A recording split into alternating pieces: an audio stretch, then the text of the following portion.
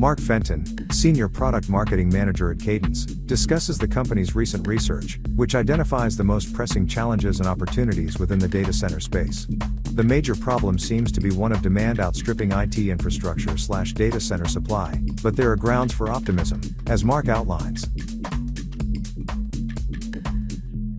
So Cadence, you fairly recently carried out research, I think, to look at the major challenges and opportunities facing the data center industry at the current time. And we're going to drill down in a minute, but just to start with, it'd be good to understand the high level findings. What were the key things that you uncovered?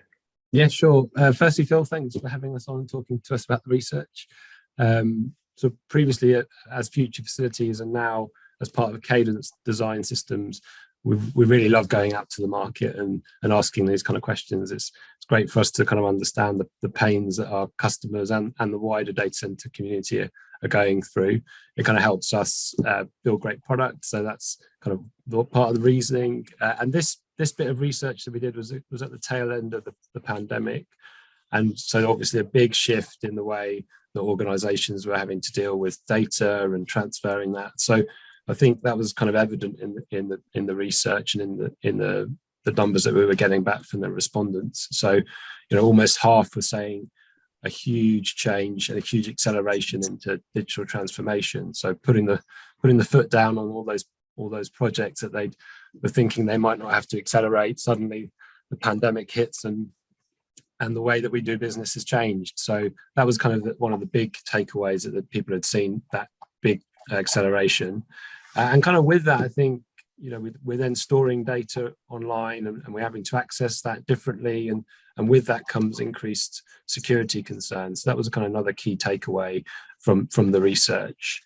And then I think the last one was kind of tied into those two, is that the pressure for the application availability is growing. The way that we as human beings require the information, require the data to be available at any time, means that there's that pressure to have applications up and running all the time. So this kind of both on delivering new commitments, but also minimizing downtime once those applications are up and running. So I think those are the kind of three main things that we found from the research overall. Okay, and if there's a theme perhaps running between all of those, it's the fact that maybe demand is outstripping supply. So there's more and more pressure on the IT team to deliver all the things you outlined there. And I guess that has a knock-on effect, because obviously the IT team relies on the data center underneath it to make sure that all the apps and all the hardware, the software is up and running. So was that what everyone was telling you, that we're under a ridiculous amount of pressure and we perhaps don't have enough resources to cope? Yeah, absolutely. And I don't think, demand's just not going away. A third of the recipients were saying they were looking to be building new data centers to support all of these projects. And really, the kind of acceleration in the digital transformation means that we have more data. We need to store it. We need to process it. We need then to transmit it. And that is just escalating with the way that we as civilization require that information. And so not only is there that acceleration in the amount of data, but the demands for the data centers are changing. 1 in 4 dealing with high density compute, and that's basically due to the emergence of 5G and AI computing, that we've seen a kind of very stable kilowatts per rack over the last sort of 5-10 years. That no one, sort of 3 to 5 kilowatts being the standard. And now everyone's suddenly having to deal with these huge 10, 15, 20 kilowatt beasts and trying to figure out where they can put them. And in an existing data center where it's designed for a lower kilowatt per cabinet, you're suddenly having to make big decisions about where are we going to put this stuff, and that's a difficulty. So there's that pressure that's coming in the change of the technology, and then on the other side of it, we've got increased pressure from industry, from governments, and from legislation. We've seen recently sort of moratoriums in places like Netherlands and Singapore and Ireland, where it's getting harder to build new spaces. So organizations are having to decide, well, we can't build new, and co-locations are already sold out, so we have to sweat our assets and have a look at how we use our own portfolio and better, and put more in and put it in safely. So definitely a problem of demand outstripping availability. Good news is there's plenty of tools out there that can help with those challenges. Cadence ourselves offers a digital twin solution, so that's effectively a digital version of the data center, which reflects the exact replica of the physical data center, and that then allows you to plan effectively those big changes to say, well, what happens if let's put some more capacity in this room? How will it reflect that? Will it stand up? Will it work? Or do I need to think about a different deployment type? So there are lots of things to help, but yeah, definitely pressure is on the IT teams for delivery. And I'm wondering as well, because there's such increased pressure on at the moment, I guess, a finite resource, is downtime. I mean, downtime's always the holy grail in data centers, all these 5 nines, 6 nines, everyone competes with everyone else. But is downtime more likely, if you like? I'm thinking of the sort of traffic analogy. The M25, for example, is completely wedged. So if something goes wrong, then the whole thing grinds to a halt. Whereas if you're on a fairly, not very busy road, then you can absorb an accident and everything. Is that a similar sort of idea in the data center? There's no margin for error now because of the pressure on it. So downtime is doubly critical, if that makes sense. Yeah, so I mean, people are trying to squeeze more out of what they have, and that we asked the question about what keeps you up at night. So what stresses the data center professionals the most, and the highest answer, was 50% was saying the concern about downtime, and kind of linked to that is meeting IT service delivery. So I think we're seeing certainly, historically data centers were kind of this hidden entity that you never heard about, but now when they go wrong, there's many public examples of how that impacts us in the day-to-day. And so whether it's your bank stops you from taking money out, or your airline leaves you stranded on holiday somewhere because their ticketing system goes down, when those things go wrong, when the data centers go wrong, we feel that pain much more prominently than when we did maybe historically. So I think downtime is certainly a big concern, and when they do go wrong, we're seeing that the costs are escalating for those failures. The direct costs involved, but then also the indirect costs to the business in terms of their reputations. So yeah, certainly an area of concern, probably the number one for keeping the data center professionals waking up in a cold sweat. Yeah. And then also, the future is clearly, I say, it's not very clear, so it's uncertain. And is that also an issue for data centers trying to future-proof or plan for what might happen? But as I say, there's a bit of uncertainty. Everyone knows, I guess, we're heading towards this digital world rapidly, or increasing the digital world. But how easy or difficult is it for data centers to plan for the future with so much uncertainty? Yeah, it's a good question. It's you build and design a data center, and it's probably going to hang around for 10, 20 years, but the technology changing at the heart of it is so rapid that you've got to try and future-proof the building to be able to consume those changes and be able to expand as well. So it is a difficult challenge. Again, just advocating the digital twin usage, because it's effectively a digital playground where you can try out any of these technologies. So if you're looking to say, well, maybe we want to try a bit of liquid cooling in an area of the data center, but we're not sure how it will work if we retrofit it, if it impacts the rest of the data center.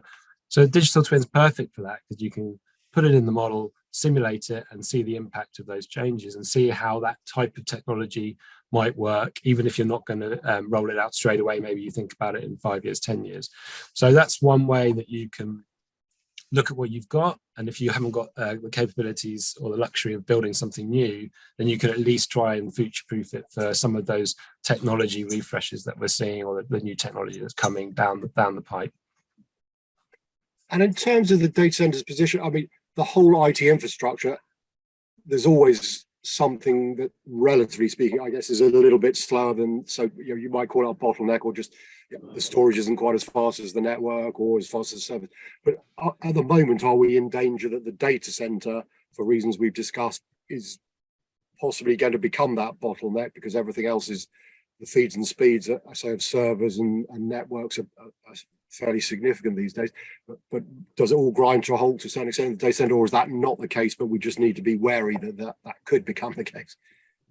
Well, I think as we mentioned about the demand sort of is there and is growing. People are running out of capacity, and the challenge is it's a kind of puzzle of all these different elements of capacity. Capacity is the overall number, but it's power, it's space, it's cooling, it's network capabilities. There's lots of things. You know, some data centers we go into, the floor hasn't got the weight to hold all the equipment. So capacity is an interesting number because it has so many facets, and you need to understand where your limitations are. And so from the data from the research, actually half are saying they're running out of physical space on the floor to actually put new things. So they're having to think about refreshing and consolidating into smaller footprints. And so that's a big one for them. Interestingly for us, you know, we're kind of airflow experts. That's been our area where we've focused in, is helping with cooling problems, and that used to be fairly low down in the pecking order. You're supposed to blow more air, and you blow colder air, and you kind of get away with it. But we're seeing that no longer really is a way that you can run these rooms efficiently and effectively, and mostly down to that high compute we talked about. You know, as you grow the kilowatts per cabinet, you need to do a great job of managing the airflow and the cooling properly. And that was seen, you know, second as an issue. 25% of the respondents saying that was a bottleneck for them, is actually getting the cooling and delivering it to the right places. So yeah, definitely, as you say, the business is struggling and trying to working out where they can put their new capacity or their new deployments, but they have to understand that what they have, there'll be restrictions, there'll be limitations, and the best way to sweat that and utilize as much of the capacity as possible, they're having to look at technologies like digital twin to figure those out. And if there is a bit of a silver lining in the report which characterizes all these challenges, I believe you did uncover that the budgets are actually on the increase, which might surprise some people, because we're always being told that the IT departments are having to do more with less. But yeah, if that is the case, that's at least there is some money available to try and address the problems you've outlined. Is that right? Yeah, so unanimous response basically that across all sectors. I think it was 80. The biggest number of yeses, 80% saying that there's more budget available. Investments in expansions if you have that luxury, or looking at more resiliency, so trying to iron out those failures as best as we could, and then more investment in other tools as well. So I think people are seeing that the data centers supporting all aspects of business, and whether it's a cost center or if you're a co-location provider and it's a profit center, the budgets within data centers are definitely on the up. And I think it's just a question of whether you can find space and power and land and a government that will let you build, as to whether you can expand into that region. Yeah. And presumably some of most of the money is being spent, as you say, on extra capacity technology solutions, but some of it's also addressing the industry. Sustainability is front and center, so people are beginning to spend or carrying on investing in green initiatives, sustainability more generally. Is that correct? Yeah, so that's definitely something that's risen recently as an important factor. I think previously when you talk to somebody about being efficient, they're really thinking about maybe saving some money on their energy bill, but not thinking more widely about sustainability. But the pressure and the legislation is coming. When it comes, we're not quite sure. We're thinking in the next 5 years that's going to tighten up, especially around carbon footprint and carbon usage. The numbers indicated that not everyone's ready for that, and 25% of the respondents said that they didn't have any environmental targets at all for critical infrastructure. But if you look at the kind of lead players, the companies like Apple, like Google, like Meta, they already have been carbon neutral since about 2020, and the big hyperscalers are aiming for carbon-free energy by 2030. So I think the big players are sort of leading the way there. The governments are going to slowly clamp down and almost force the issue. I think it's starting to appear at the top of the board level discussions now. So certainly, I think we can start to feel a bit better about ourselves in the data center industry, about, we're an important aspect of life, but we obviously also want to take care of the planet and be sustainable. So I think that's also an important avenue. Yeah. And is it possible to balance those two? So we've got this requirement to invest and basically expand the data center industry to meet digital demand. And then, as you outlined there, the sustainability pressure, which is, one would say, potentially is actually saying we need less data centers. So is it possible for companies to sort of walk on that tightrope, keeping everybody happy, or does something have to give, or is efficiency, as you mentioned earlier, the key word? So if you're being efficient as an organization and optimizing what you do, you will de facto also be addressing carbon footprint and helping to move towards sustainability. Just your thoughts on that. Yeah, I think your word balance is absolutely key. And we kind of think of it as this sort of three-legged stool. We always get asked about this, that you've got this capacity leg, is how much physically can I fit into this data center? And then there's a risk leg, because I need to do it safely. Otherwise, if things turn off because they get too hot, then I'm going to lose business. So there's the risk element. And then there's the final leg, which is the efficiency leg, which talks about energy and carbon usage. So those three, the three-legged stool, you kind of take one of the legs away, the whole thing falls over. But they're also really intimately linked. So you might get a project for a company that's looking at energy, ways of saving energy. And a simple way might be, let's raise the temperatures of the data center because we can get a bit more free cooling outside, for example. So that's great. The energy person's happy, but actually you raise the temperatures and suddenly you find that some of your IT risk, you get some downtime, or you can't put as much capacity in the area because you haven't got as much cooling. So the three of them are so tightly coupled that it's almost impossible to make a change on one and not impact the other. And again, that's where something like the digital twin, where you can simulate the impact of any data center change on all three of the legs of the stool to make sure they're all balanced. Or maybe you'd make a decision that one or two of your legs are a little bit more important and you'll shorten one of the others. That's perfectly up to you, and as a business you can make that decision, but you can do it proactively with a simulation tool like a digital twin. So yeah, balance is key, and certain organizations will have a different focus to others. Yeah. And in terms of your sales cadence, I mean, you've mentioned the digital twin there. Do you merely, and I don't mean to sort of downplay it, but do you merely provide tools for end users, data center operators, etc., to then make their own decisions, or do you work with them more proactively, if you like, to help them understand the issues, potential solutions, and also along the way, if you like, provide some of the tools that can help them make their decisions? Or just help me understand what it is that you're doing for customers. Sure. So it's we do offer software and services for the data center industry. So the digital twin software is, as I said, a replica, and we have software that can build the digital twin of your data center. We also have consultants who use our technology in the field, and they will be working with their customers as well. And so we effectively create those digital twin models, and once they're built, we then hand them over to the owner operator, and then they can use them in-house to make any future decision about a new deployment, or should we use liquid cooling, or should we go to co-location. They can make those changes in the digital twin themselves. The simulation engine will then tell them the impact of those changes, and they get a report to say, this is a great plan, or actually, this is going to cause problems here. Maybe we can think about making changes. So we can offer sort of support for that, but generally we're owner operators are taking the technology in-house, connecting it up to their other systems, and it allows them to kind of proactively make decisions about the impacts of any of their changes. And just quickly, digital twins and computational fluid dynamics, CFD, are they the same? Are they complementary? Because I know a lot of people would have been brought up with the shall we say, the basic CFD way of analyzing a data center environment.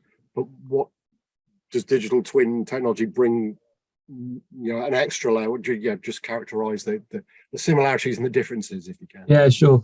So a digital twin can have many assets or facets to it, and so it can bring in live data.